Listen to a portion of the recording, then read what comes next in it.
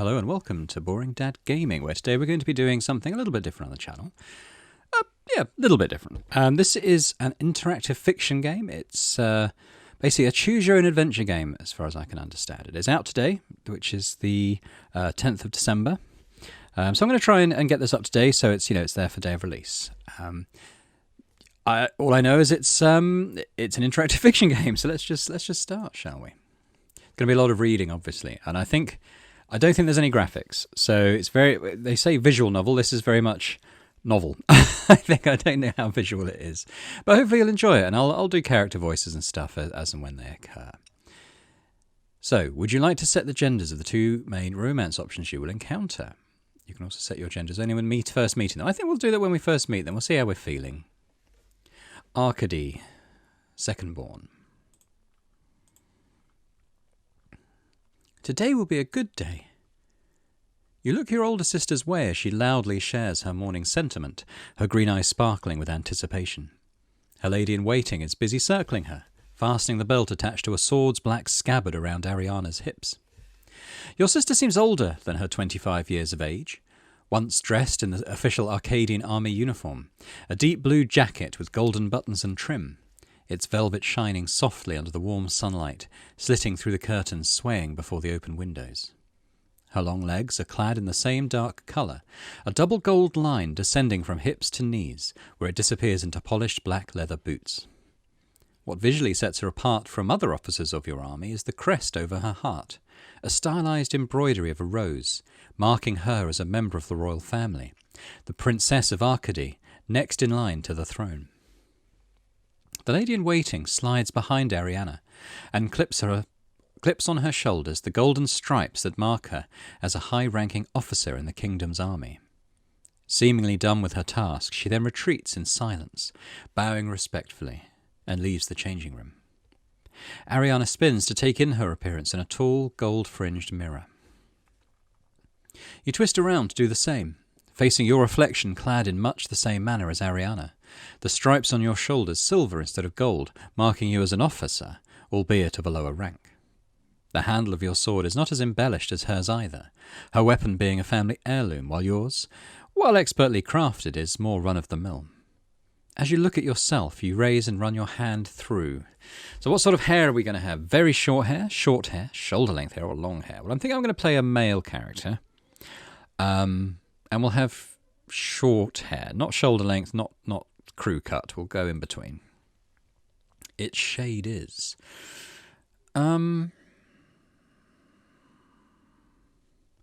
like a mother, like your sister, like your father.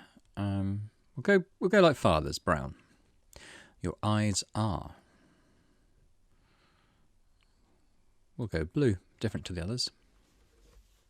The reason both of you are dressed in official army garb is that you have been invited to attend an important meeting. 2 envoys from the country bordering yours to the north are arriving today. The kingdom of Arcadie has been embroiled in skirmishes with them for decades, if not centuries now, fighting over fertile lands that both parties claim to be theirs. There is now an end in sight to the conflict, as today's meeting has been set for the signing of a peace treaty. Your sister calling you snaps you out of your thoughts. Okay, so this is choosing our gender, I think. So we're going to go male. You're looking mighty handsome, young man, she says in a joking tone. Thank you, I say with a smile. A happy smile of her own tugs her lips high. She then turns to open the tall white doors of the changing room. Let's go, we don't want to be late. She strides out into the wooden-floored hallway. A brisk walk allows you to catch up to her, and you naturally fall into step beside her.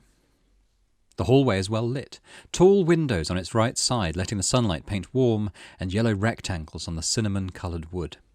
It is bustling with activity, the castle staff zigzagging through the corridors, undoubtedly busy getting everything ready for the foreign envoys. You notice Ariana looking around, her eyes searching for someone amongst the people wandering around the castle. "Victor!" she calls loudly, not breaking her stride, singling out a man in black and white uniform. He jumps, his thin black moustache twitching, and holds a round metal tray in front of him like a shield. Who is she going to ask for? Are these the 2 envoys, perhaps? Where is Sir Wilfrid? She asks. In the courtyard, your highness, he quickly stammers out as you both pass him by. Thank you, she replies with a nod. She turns right at the following corner and descends the stairs leading to the courtyard. Ariana has always been headstrong and a little brusque. She's quick to command and order people around, her status as heiress to the throne enough reason for her to do so. Maybe part of it is what makes her an effective leader. Despite her relatively young age, she has already distinguished herself as an officer in several victorious battles. These past few months, she's more often than not in the field than in the castle. Sir Wilfrid, commander of your armies in the south, that's who Sir Wilfrid is, has been assigned to her instruction in the art of war. And Sir Ariana has lately been a regular part of the forces defending your kingdom's southern lands. For as long as you can remember, your parents have never stopped putting Ariana on a pedestal. Their pride in her proficiency on the battlefield only second to their exhilaration once it was discovered that she has the gift. For the first time in 4 generations, someone has shown themselves capable of taming Aether, we'll say, the invisible mystical force of your realm. Every member of your family is able to weave a bit of magic. You, for instance, could ignite a candle should you focus hard enough. But Ariana's mastery is supposed to be miles above what anyone else has been able to achieve in recent memory. She, of course, cannot reenact what heroes of old supposedly accomplished, levelling entire cities and splitting oceans open through the sheer power of their will. But you have seen her throw a soldier in full armour to the ground with barely a wave of her arm. While your parents' focus is without a doubt mainly trained on your sister, they have not neglected you either. You've always had access to the best instructors in the kingdom, all your whims granted without discussion, gotten any and all material items you've ever fancied. You've been at leisure to pursue your heart's desires in almost all matters, and are a lot more free with your time than Ariana is. After all, she is the heiress to the throne. You are not. So we've got to kind of say what we feel about this situation. So Ariana is doing the best she can, and so am I in my own way. I'm quite happy away from the spotlight, enjoy having free rein to have fun. I wish my parents gave me more responsibilities, but my freedom gives me time to focus on developing my skills. I enjoy my time alone, or I don't necessarily want to be the heir, but I wish people pay more attention to me. This frustrates me. I could do so much more for the kingdom if only they'd let me. If only I was the heir instead of Ariana, or I don't care either way. I'm going to go for this third up from the bottom one. This frustrates me. I could do so much more for the kingdom if only they'd let me. So there's a bit of tension between us and our sister, but we accept the situation, but kind of wish, we were given more rein to do stuff. You've been using your free time to mainly focus on the science of government, political principles, military or training in sword fighting. Well, let's go for studying the science of government and political principles, as well as military strategies and tactics. She's very much a warrior by the sound of it. So maybe we're someone with more of a political gift. Let's go with that. You've also given some of your focus to... Probably would help to train a bit in sword fighting. So our major in political science and our minor in sword fighting. You have been using your free time to focus on the study of the science of government and political principles. You have a good grasp of the inner workings of your kingdom and its relationship with the neighbouring countries. You've also studied military battle strategies and tactics extensively, and while you can definitely wield a sword, you are not the strongest of fighters. You glimpse Ariana awaiting you at the bottom of the staircase. She looks up at you as you scale down the stairs, beaming at you with a toothy grin that brightens her entire face. Do we love our sister? Like her well enough? Polite? Actively dislike, but not making it obvious? Be hostile with a blank stare, or glare at her? We love our sister. Come on, she seems nice to us, doesn't she? Well, smile back at her. We love our sister. I'm glad you're attending the meeting, she says. I want you to be more involved in the kingdom's affairs. I'm sure you would do a great job. Her green eyes twinkle with pride, and she strides ahead, her boots clicking against the stone-paved path.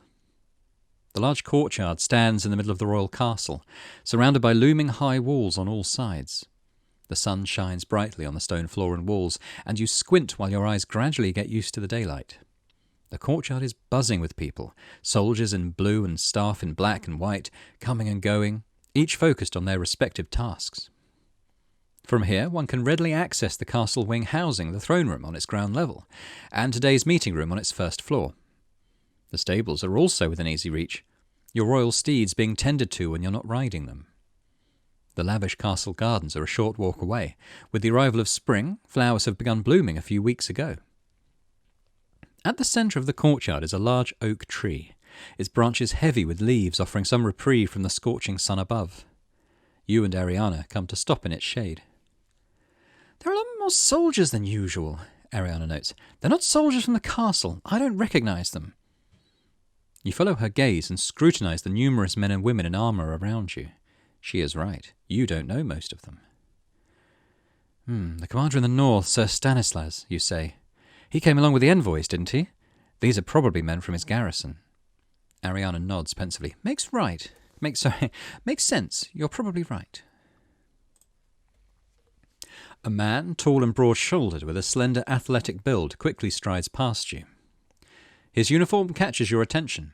Different than yours, midnight blue with bright red trim and golden buttons. That particular colour scheme marks him as one of the 4 commanders of your armies. You notice him holding the handle of a longsword hanging from his hip, stopping it from swaying as he swiftly walks by. Ariana makes a noise of recognition next to you, and she calls after him, "Sir Wilfrid!" He whirls around, a passing frown smoothing out into a serious expression as his gaze lands on the pair of you. He approaches, gait steady. "Ariana," he says, nodding quickly in her direction. His chestnut hair is cut short, strands of it reaching his sharp blue eyes. He is a handsome man, face chiselled, straight-nosed and thin-lipped, stubble lining his jaw, adding a certain ruggedness to his air. Wilfrid is much more familiar with Ariana than with you, as he is currently in charge of her war training, leading her and the soldiers under his command into battle to defend your southern lands. You've spoken a few times, but never went beyond exchanging platitudes. He acknowledges you with another brief nod, his eyes skimming over you. "Prince, Well, I mean, we're going to do it. We're Prince Boring." "Prince Boring," he says, his voice neutral. Okay, so what's our relationship with Sir Wilfrid? Polite? Enthusiastic? Slightly colder but polite? Informal? Flustered? Stare at him in silence. I think the top one. Polite, friendly. Yeah. "Good morning, Sir Wilfrid. It's nice to see you." "Good morning, Sir Wilfrid," you say with a friendly smile. "It's nice to see you." "You as well," he replies. His focus is drawn back to Ariana as she speaks. "Are we ready to proceed with the meeting?" she asks. "Not yet." Wilfrid looks around, seemingly in search of potential eavesdroppers. "Not only did the envoys arrive late, but they insisted on visiting the gardens before the meeting." He scowls with disdain. "Something about smelling roses before returning to their frozen country." Ariana chuckles. "You don't think very much of them." "I don't think much of anyone who would waste our time, even less so when they happen to be Cultlanders." You recognise the name as belonging to the inhabitants of Cultland, the country to the north of your kingdom, with whom you are signing a peace treaty today. Wilfrid presses his lips together, eyeing the lush garden's entrance before looking back at you. "Nevertheless, we should head up to the meeting room. King Lavish and Queen Serene are already there. Discussing the treaty without the Cultland envoys present should be instructive to both of you." The 3 of you proceed to the northern castle wing. After climbing 2 flights of stairs, you find yourself in a long hallway, its wooden floor covered by a red carpet. A man dressed in the same uniform as Wilfrid is standing in front of a pair of closed doors. He's tall, less so than Wilfrid, and there is a softness to his face and to his obsidian eyes, almost hidden under his bangs. His hair is black as ink, its colour almost shifting to blue under the sunlight seeping through the hallway's windows. You recognise Stanislas Duval, commander of your armies in the north, as evident from the emblem sewn over his shoulder in gold thread, a 5-pointed star looming over a snowy peak. His mouth curves into a smile as your group approaches. "Hello, old friend," he says. "Stan?" Wilfrid strides ahead of you. He catches the extended arm of the other man, clasping him into a brief half-hug, and then takes a step back, facing you again. "Your Highness," Stanislas greets you, still smiling. He flicks his dark, gentle eyes back to Wilfrid. "The envoys are almost done with their tour of the gardens. I've been told they had never seen so many flowers in one place before." "Good for them," Wilfrid says, voice dripping with sarcasm, then reaches for the heavy door. Stanislas stops him. "What's your take on this meeting?" he asks, voice lower. You can still hear him, but only because the hallway is otherwise quiet. "Wasn't this your idea?" Wilfred keeps a hand on the door's handle, his back to you as he faces Stanislas. "No, it was," Stanislas smiles, "but I know how little you think of Cortland." "I think very little of anyone opposing us, though I admit Cortland is the worst of them all." Stanislas's smile falters slightly. "Truthfully," Wilfred continues, "this treaty is far more to their advantage than ours. We're ceding a few northern lands, and in exchange they agree to put a stop to their pathetic raids. But what is really needed to resolve this issue once and for all would be to lay siege to their underground cities, with enough manpower to block them off and starve them out." "Are you saying your way of resolving this issue would be to exterminate them?" Wilfred acquiesces with a nod. "But I understand the resources for this type of operation are better spent elsewhere." "I hope you're not trying to implement any of that in the southern territories," Stanislas says, and his otherwise gentle features contort with disapproval. "Of course not. The southern tribes know to stay down when they've been beaten.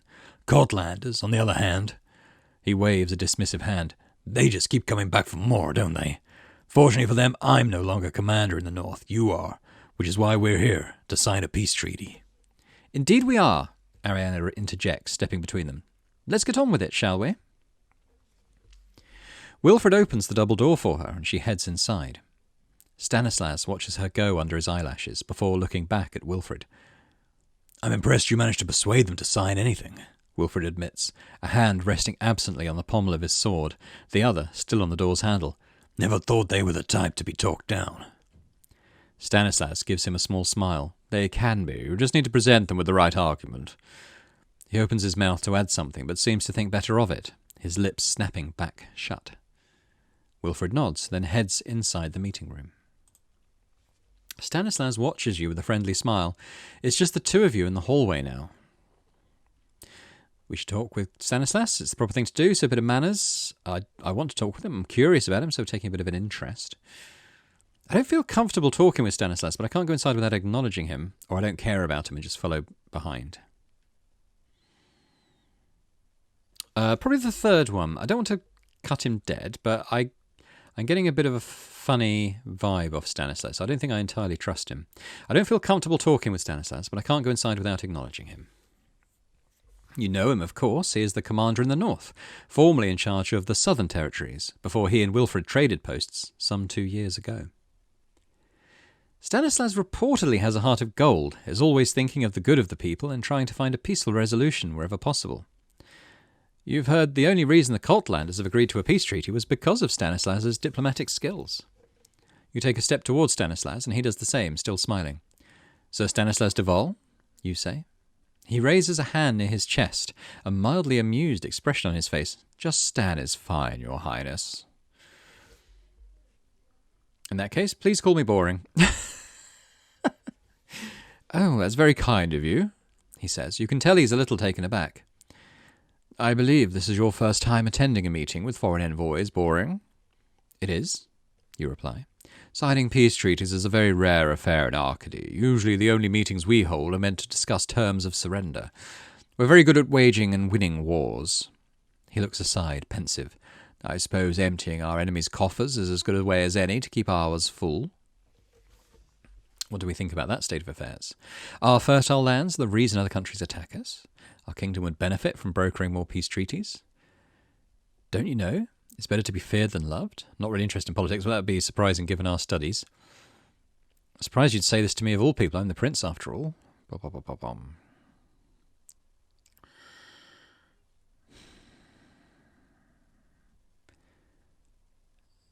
going to go for the second one. Our kingdom would benefit from brokering more peace treaties. We've been waging war for centuries, fighting over fertile lands. Now's the time to try a different approach. He blinks twice. "I'm surprised you'd think so," he says, a shade of doubt in his voice. "There are far more benefits to peace than war." "I agree. It's, He pauses, suddenly contrite. "Unfortunate that your parents and sister are of a different mind. I'll make them come around." He stares at you, black eyes looking grey like steel under the sunlight. Under other circumstances, he begins, frowns and looks away. He seems utterly displeased, though you're not sure about what. We should get inside, he says, his eyes on you again. He enters the meeting room and, with nothing left to do in the hallway, you follow. While the meeting room is fairly spacious, with north-facing windows allowing in a moderate amount of daylight, the occasion sees too many people stuffed between its walls.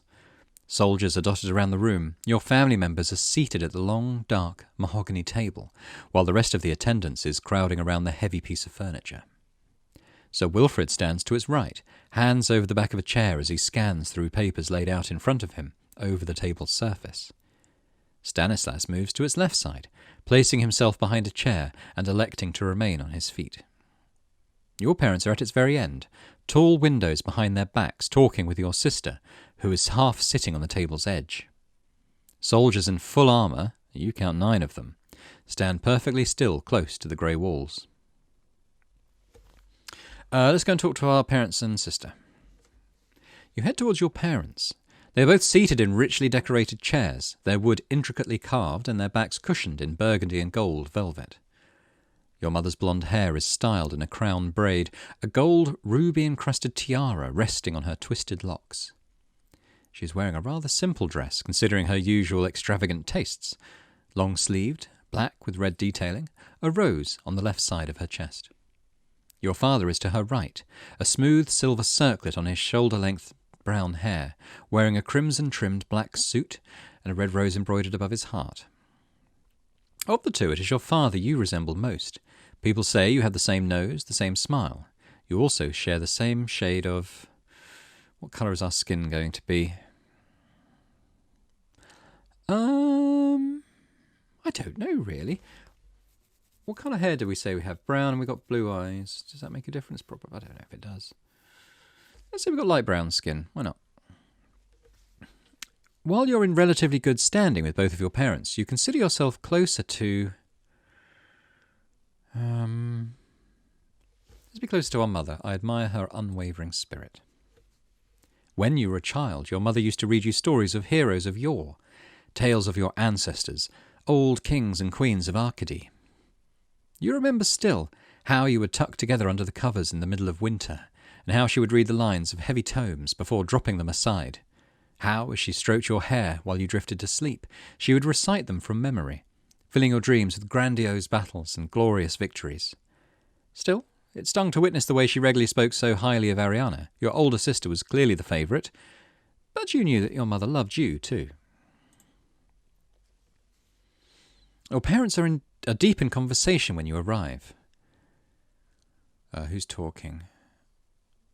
That's our father, isn't it? 9 soldiers inside the room, 2 of our commanders, Ariana and Boring, who can both hold their own in a fight. This is a bit excessive for the signing of a peace treaty with 2 unarmed envoys, isn't it? Your mother is unfazed by your father's concerns, hands laced in front of her.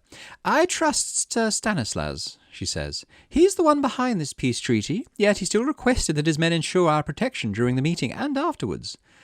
Let's not be naive, Lavik. Anything could happen with those degenerates.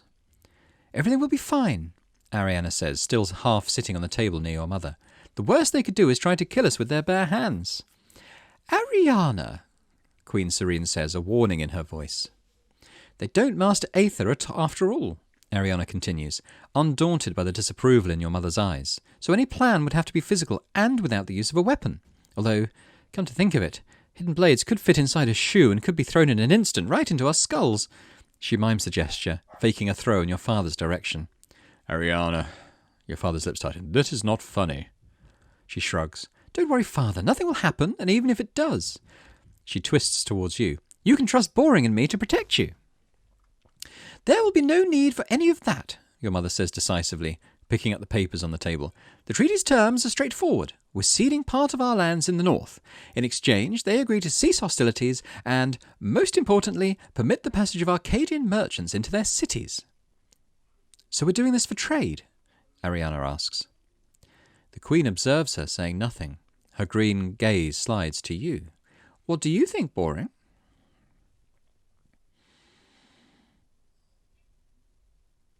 I think they're being sneaky. I don't think they'd worry too much about trade. I think that maybe they'd send in spies and stuff. Trade is just a pretext to gain access to their cities.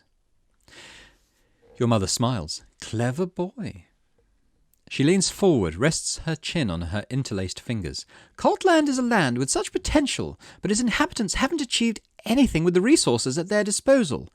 They've only furrowed underground and hidden themselves in the snow. She unlinks her hands, laying back in her chair. This is a topic for another time. Today we sign for peace. Tomorrow, with enough information about their city's layouts, we'll see. She looks up at you, her green eyes set with determination. Boring. After the peace treaty's ratification, you will be put in charge of relations with Coltland.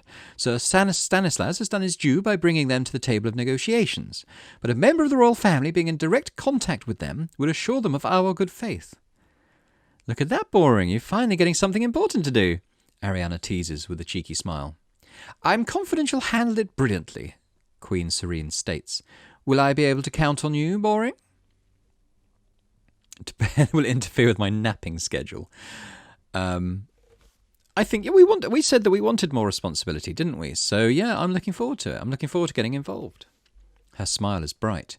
I'm pleased by your enthusiasm. Maybe you'll even be able to persuade them to give us access to their resources. What kind of resources do they have that we lack? You ask. Lutetium, your father explains. It is the metal used to forge aether-attuned weapons.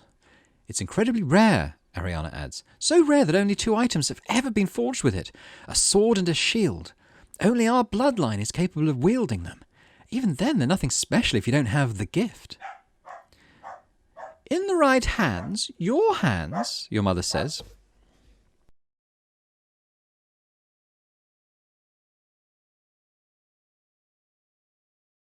I apologise if you hear the dog in the background. Hopefully it'll calm down in a minute. So, what are we going to do about lutetium? Why not just buy it from them? Reasonable question.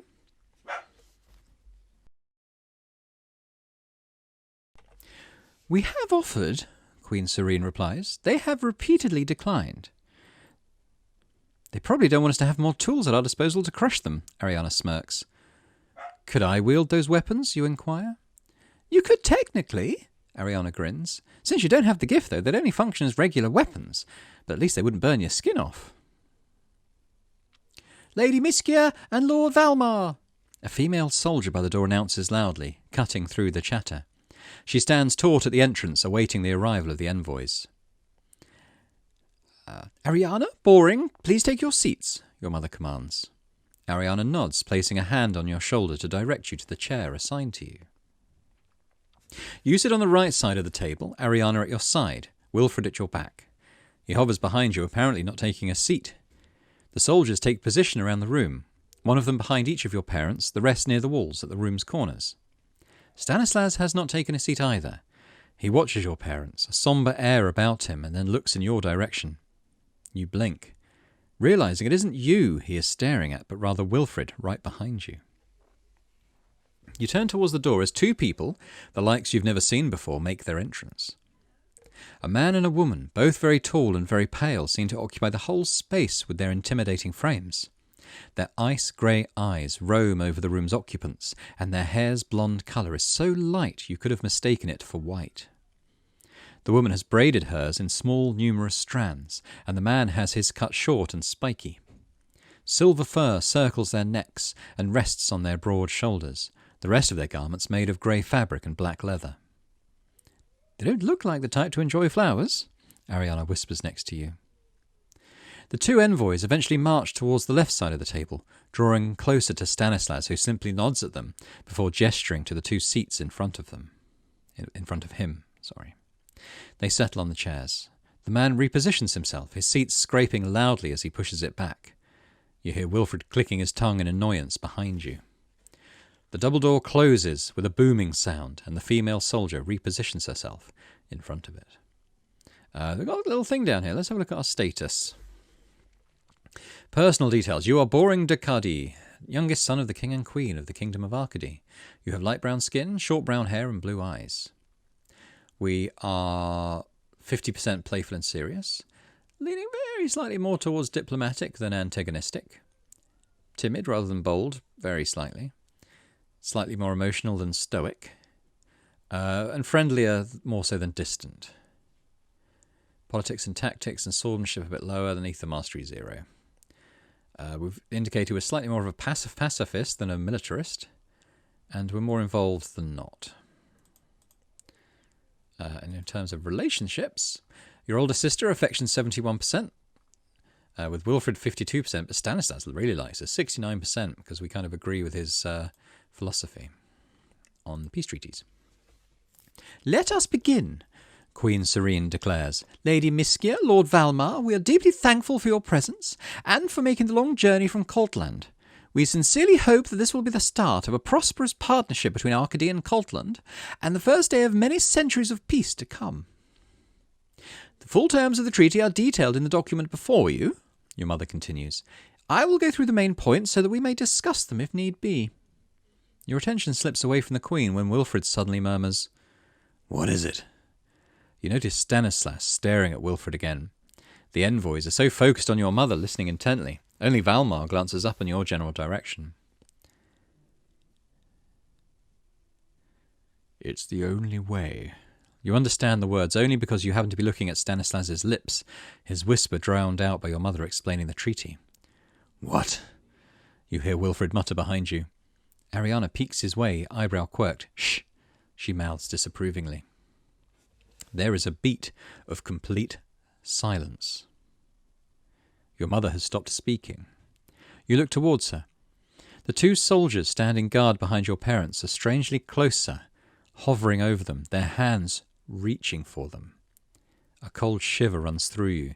Your stomach drops before you can comprehend why. Uh-oh. Ariana shrieks. Blades are sticking out of both of your parents' necks. Your sister's high-pitched scream bounces around in your skull, piercing your ears as the soldiers pull their knives out of your parents' throats. A spurt of blood lands in the middle of the table, bright red speckles over the dark wood. You feel sick. Your chair falls to the ground as you push yourself upright, away from the blood. Everyone gets on their feet in a flash, except for your parents. They are both toppled over onto the table. Blood pools around their heads. "What have you done?"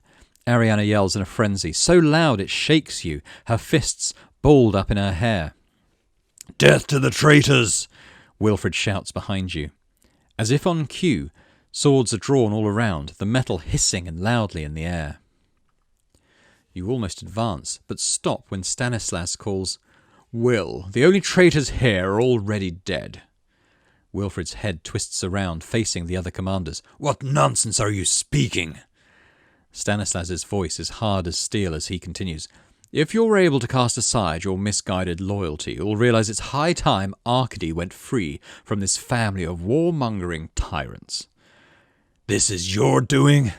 Wilfred's voice is as disbelieving as it is pained. "Have you gone mad?" "You're my oldest friend, Will." Stanislas, sword in hand, is now flanked by 3 armoured soldiers. The Cortland envoys, unarmed, retreat to safety behind them. "I'd rather have you by my side than watch you share their fate." His eyes are sharp, darker than you remember. "Will, help me rid this world of their blasted bloodline. At their side, only death awaits you." "I will have your heads!" Ariana's shout is a furious shrill, almost louder than the heavy, metallic footsteps ringing behind you. The 3 soldiers that were standing guard near the wall are now advancing towards you, long swords at the ready, intent evident on their murderous gazes. Wilfred stands in their way, a torn expression on his face, his eyes still on Stanislas. The odds are not in your favour. Counting Wilfred, there are 3 of you against 10 armed opponents. All the soldiers in the room seemingly keen to eliminate both you and Ariana. Okay, 3 options. We can fight for our life with our sword, try to talk them down, or just freeze in shock and terror. I don't think that one seems like a good choice. Do we fight? Do we talk? We're not much of a fighter, are we? Let's try and talk them down. "Stan," you say. He glances at you. "Lay down your weapons. We may show you mercy yet." Ariana does not share your sentiment. "Shut up, boring!" Unfortunately, it seems your attempt at de-escalation was doomed to fail. Sword in hand, you spin around to face the opponents closing in on you. Just in time, as the nearest one drives his blade towards your throat. Your sword's edge meets with your opponent's with enough force that your grip nearly falters. The strike sends a shockwave through your bones, and you grit your teeth through the ear-splitting shrill. The soldier swiftly pulls back, prepares for an overhead strike. You angle your blade in a parry, but his sword never makes contact with yours as he throws a powerful kick into your midsection instead, right under your ribs. It knocks the wind out of you. You stumble back, realise you've made a fatal mistake. You are now, for a split second, defenceless against the follow-up deadly blow that is sure to come. You squeeze your eyes shut, a reflex that is both useless and unhelpful, yet the blow never comes. And as you blink, you see the soldier crashing to the floor, an arc of blood in his trail, struck down by Wilfred. "Stay close!" the commander barks at you. His sword is dripping with gore, and he yanks you behind him when you fail to move quickly enough. 2 other dead soldiers are at your feet. Ariana and Wilfred must have dealt with them. "Ariana, we have to leave," Wilfred says, voice clipped. "We're outnumbered." Your sister looks back, her teeth grinding. A streak of blood, not her own, is on her cheek, in her hair. The soldiers on Stanislas's side are moving towards you, circling the table, and the 2 who stabbed your parents have almost reached Ariana. "We will avenge the King and Queen, Ariana, but not today," Wilfred pleads. "We stay here, we die." She shoots him a glare, and you know she is not going to listen. Okay, so our choices are to try and persuade her to join Wilfred, join her against Wilfred, or don't intervene. I'm going to try and persuade her. "Ariana," you say, "they wouldn't have wanted us to stay here and die too." Ariana's eyes narrow, and she turns to focus fully on the 2 soldiers responsible for your parents' murder, ignoring the 3rd one closing in. The air seems to turn red, suddenly drier, a scalding warmth against your skin. Your throat is parched, and you blink repeatedly, resisting the urge to rub your eyes. Ariana's sword morphs into a blinding white rod. Wilfred stands in front of you, effectively shielding you from the worst of it. Ariana leaps and strikes. You watch, eyes burning, as the soldiers' armour gives way, their bodies inside sliced, as the windows behind them shatter, as the walls turn black, scarred and charred. You wince, turn your head away from the unworldly brightness as the floor around Ariana bursts into flames. You're suddenly dragged forward by Wilfred, and you stumble blindly, feel the hot ground under your feet, hear Ariana yelp, and your stomach lurches, and you open your eyes to find yourself falling out of the destroyed windows. You're heading head first for the ground at high speed, collision imminent. The air is abruptly knocked out of your lungs, and for a split second you feel as though you are suspended a foot above the grass. Then your fall resumes, slower, and you easily land on your feet, in the grass, in the middle of broken shards of glass. It seems Wilfred threw you out of the window along with himself and Ariana. Your sister must have interrupted your fall by using aether. "How dare you!" Ariana is up on her feet next to you, red with anger. Wilfred quickly straightens himself and faces her, unwavering. "You wouldn't listen to reason, Ariana. We stay, we die. It's that simple. I could have slaughtered them all." "No." Wilfred steps forward, eyes narrowed into dangerous slits, and you're surprised Ariana doesn't flinch away. "You were about to have a sword driven through you when I pushed you out. You're blinded by grief, I understand that. But Stan brought his soldiers along. The castle is crawling with them. You cannot defeat 10 soldiers single-handedly, Ariana, let alone a whole garrison. Snap out of it!" Ariana grits her teeth, her hands so tight around the hilt of her sword her knuckles turn white. "We're leaving," Wilfred decides, and his tone is final. He turns to you. "We need to get to the stables. What's the quickest way?" Right. We lead the way. We say we don't know where we're going. We question what we're doing. Or we agree with our sister, or we just say we don't know. Let's lead the way. Follow me. You start walking. Wilfred and Ariana follow you. You run through the field, trying to stay out of sight as you skirt along the edges of the castle walls, avoiding the centre of the courtyard where soldiers are probably most numerous.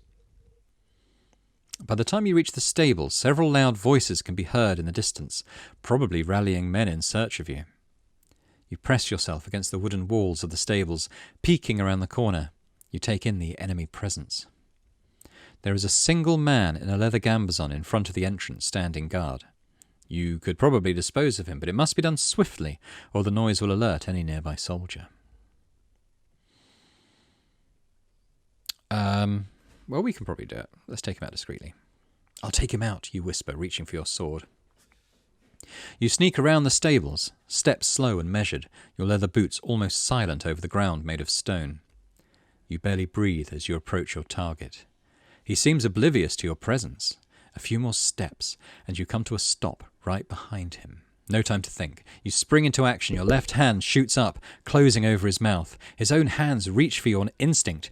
A futile effort as you run your sword through his back. A muffled cry escapes him, and you hope it isn't loud enough to attract anyone's attention. "Boring, let's go!" You glance back. Ariana is on horseback, your mount's reins in her hands. You let go of the agonizing soldier, sheathe your sword and seat yourself on your horse. Wilfred is nowhere to be seen. Just as you begin asking Ariana about the commander's whereabouts, a half-dozen horses speed out of the stables in a haphazard escape. You watch as Wilfred appears behind them, already on his mount. "Our only advantage lies in the element of surprise," he says. "Ariana, you'll have to use Aether to clear a path and open the gates." "Got it." There is still a splotch of dried blood across her face, marring her features. "Boring!" Wilfred directs you, a steady gaze your way. "Cut down any soldier that gets too close." You nod, then urge your horse forward. You return to skirting the castle walls. Luckily, the path is deserted and your progress is unhindered. As you approach your destination, Wilfred orders you behind the cover of a high wall. You perceive loud voices coming from the direction of the gates. "The gates are still open," he says after dropping a furtive gaze behind your cover. "Stan's men must be trying to seal them off, but I don't think the castle guards are letting them." He turns to Ariana. "On horseback, we'll reach the gates in 30 seconds. Is that enough time for you to focus? Will you be able to clear the way?" "Yes," she replies, "but I won't be able to use Aether for a while afterwards." "We have no other options." Wilfred shakes his head to dislodge the strand of hair sticking to his sweaty forehead. "Let's go!" You urge your horses forward and gallop towards the gates. You don't go unnoticed for long. "There they are! Don't let them escape!" 50 soldiers crowd the castle's entrance. Half of them ready their swords as they glimpse your approach, ready to cut down your horses and force you to the ground. The other half is quick to fight them back, and it soon devolves into a melee of blades and shields, no way for you to discern who is on your side or against, as they are suited in the same armour, wearing the same colours. As you grow closer, you wonder how exactly Ariana is supposed to get this brawl out of your way. As if on cue, with only 10 feet separating you from the crowd, Ariana raises her right hand high above her head. A light, bright enough that even the sun she seems to dim, forces your eyes shut, and air rushes past you in the aftershock of a detonation, shaking you to your core. When you can bear to open your eyes again, the soldiers at the gates have been thrown away. Out of your path as your steeds stride quickly through their broken ranks. You don't stop galloping until the castle has long faded from your line of sight. You run away. It has now been 5 hours since you escaped from the castle with your lives. The sun is nearing the horizon, setting the sky ablaze with rich hues of pink and purple, and the scent of pine permeates the air you're swiftly moving through. Your body aches, the long ride taking its toll on you, hips and knees and back burning from exertion. You barely register the pain, however, adrenaline pumping in your veins momentarily dampening it, and your conscious thoughts are dominated by the imperious need to get running in search of shelter. You've been following Wilfred's lead to Fort Queenscliff, the closest garrison to the castle, where the commander in the west and their forces are usually stationed. It is your best and closest bet for safety. You were followed during the first half of your journey, but it seems your pursuers gave up the chase midway. It has been a while since you've glimpsed anyone behind you. You just hope there isn't a trap laying for you ahead.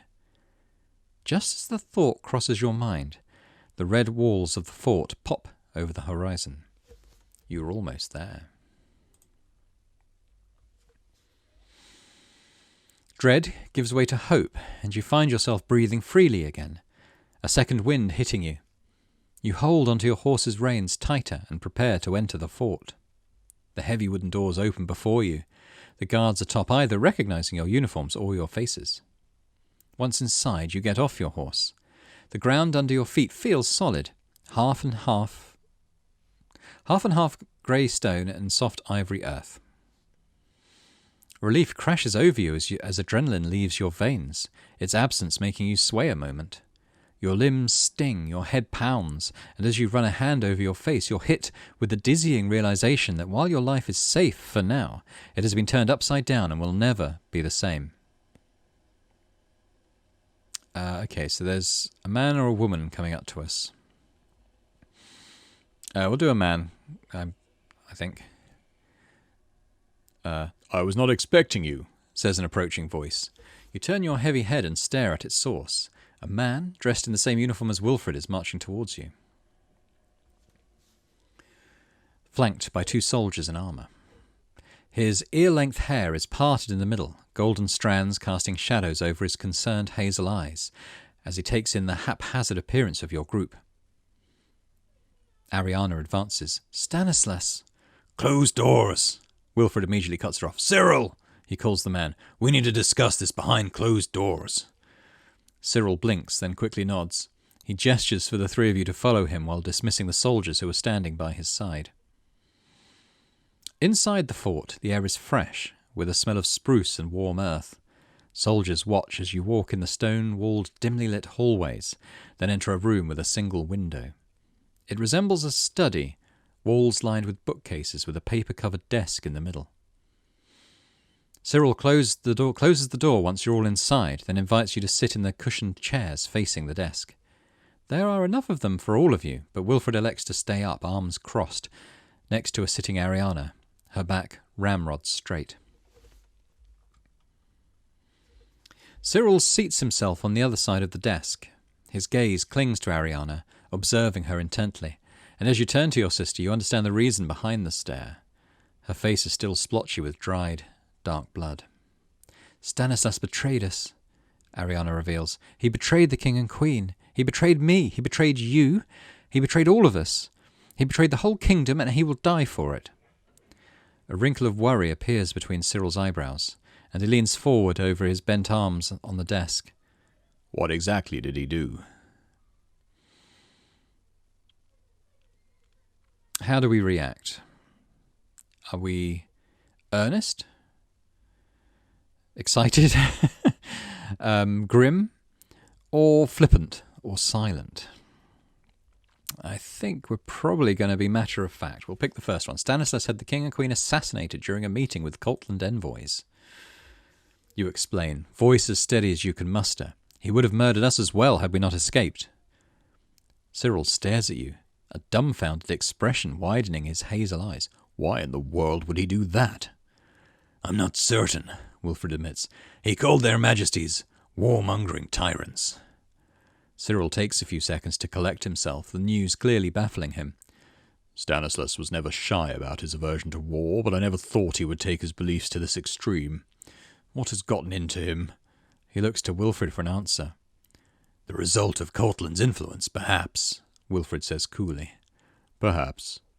Cyril frowns. Does he know you're here? We need to get ready in case of an attack on the fort. He won't risk it for now, Wilfred replies, scratching his stubble. His blue eyes are dull, his short brown hair dishevelled, windswept during the horse ride.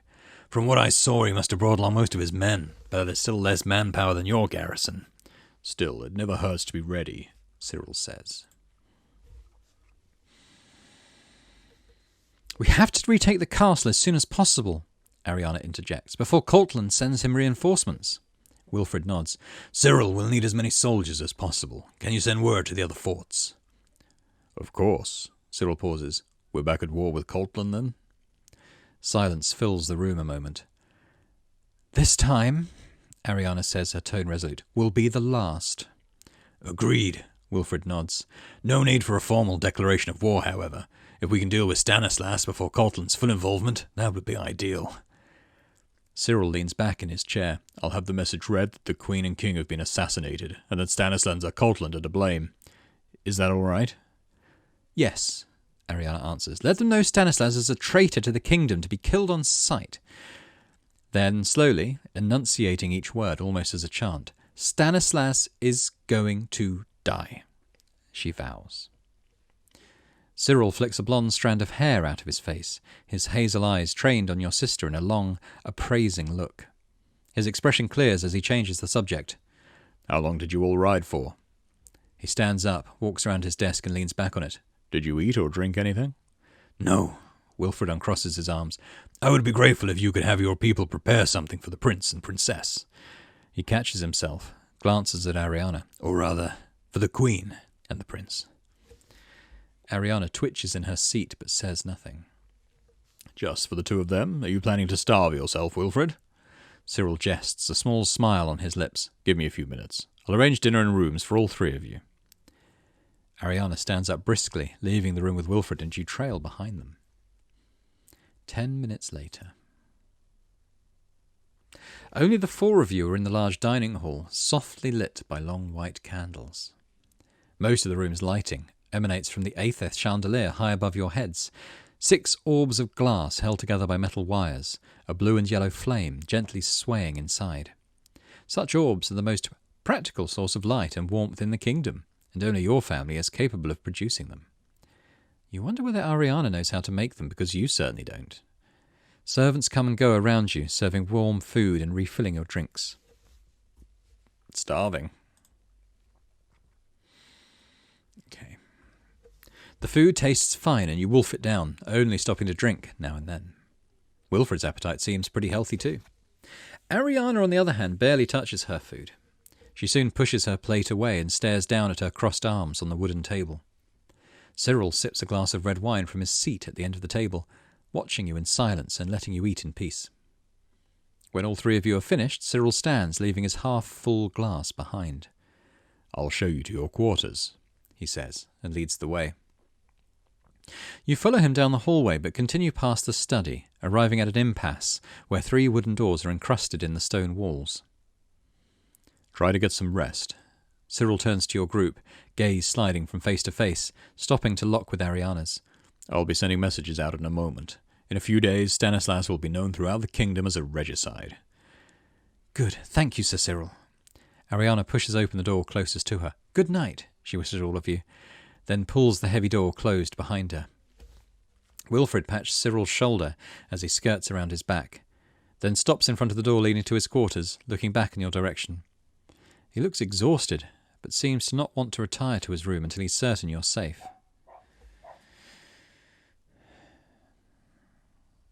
I smile and wish him a good night. I think we like Wilfred. Good night, Sir Wilfred, you say, and you even manage to reshape your lips into the tiniest of smiles. Good night, he replies with a half-smile of his own, and then leaves. Cyril's faint smile as he faces you has no cheer behind it, only sympathy. How are you feeling, Your Highness? He asks, his concern sounding genuine. How are we feeling? I've never felt better. Probably not that one. I'm doing all right considering. I'll put a brave face on it. You're handling it better than most would, Cyril says. For what it's worth, I'm sorry about your parents. I admired and respected them both. I didn't really know your father, but your mother was a peerless leader. Thank you, you reply. I'll let you sleep then. You've had a long day and there will be much to do tomorrow. Good night, Your Highness. He walks away with a parting smile, and in the night's silence you can hear his leather boots stepping in the distance. You're alone in the silent hallway. You could retire to your room or check on your companions first. Let's check on our sister. You knock on Ariana's door, softly at first, louder when that fails to garner a response. Come in, you hear her say from the other side. When you open the door, you immediately spot her standing in front of a washbowl, face dripping wet and a bloodied cloth in hand. She has removed her blue uniform jacket, and water is leaking into her white undershirt as she stares into her own eyes in the mirror facing her.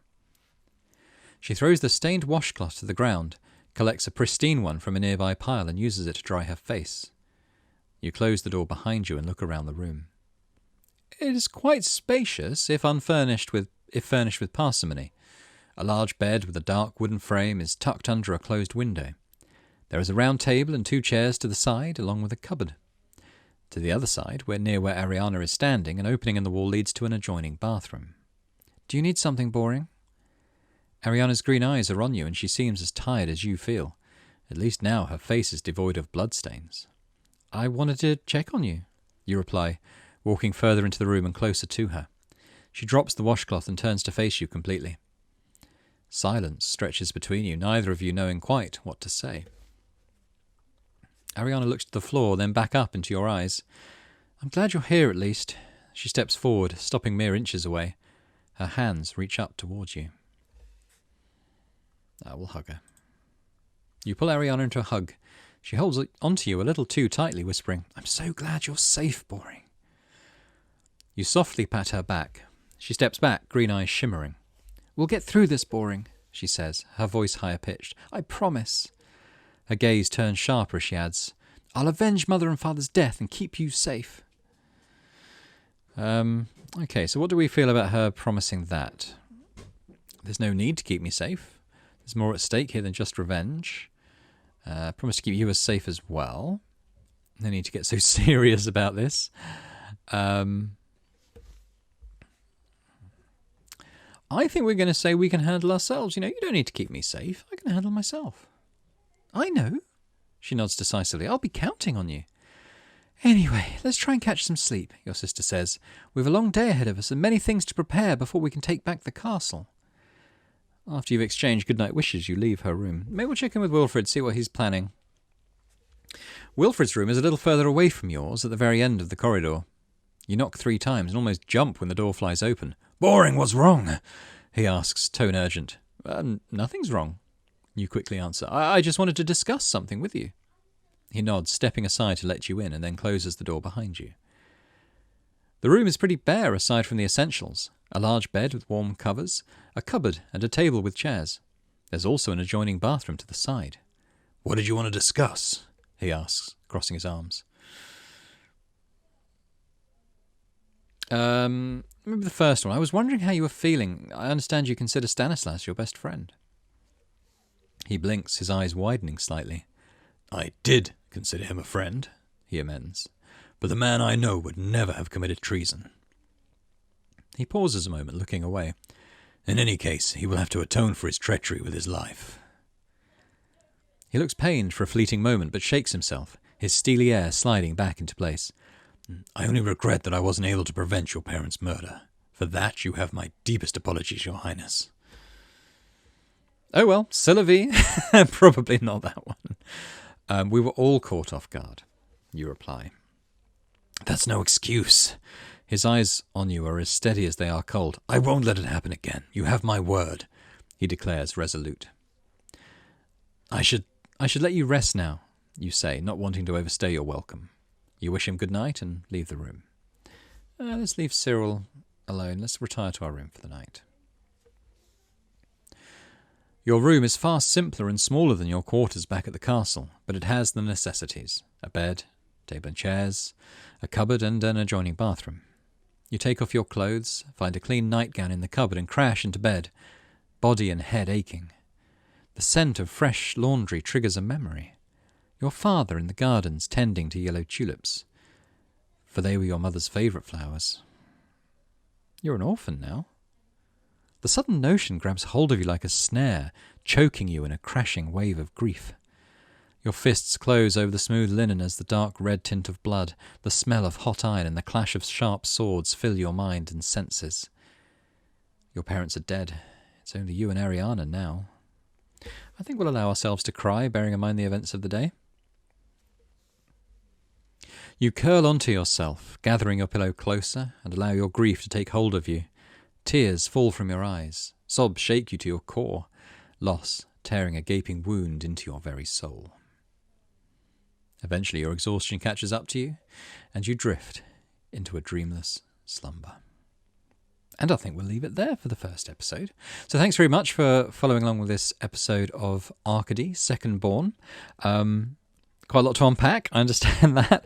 I'm loving reading it. I hope you're enjoying listening to it as well. I mean, people who followed my Road Warden series on the channel kind of commented that some people listen to it almost as like an audiobook type thing while they were doing other tasks, and that's quite fun. This is pretty much set up for exactly that, because there's no graphics. I mean, it's just me reading, and hopefully that's okay. And I hope you did enjoy it. And if you did, then hit the thumbs up button. Let me know that you are enjoying it. Leave a comment as well, what you think about what's happened so far. Where might this story go? I think it's interesting, and hopefully you do too.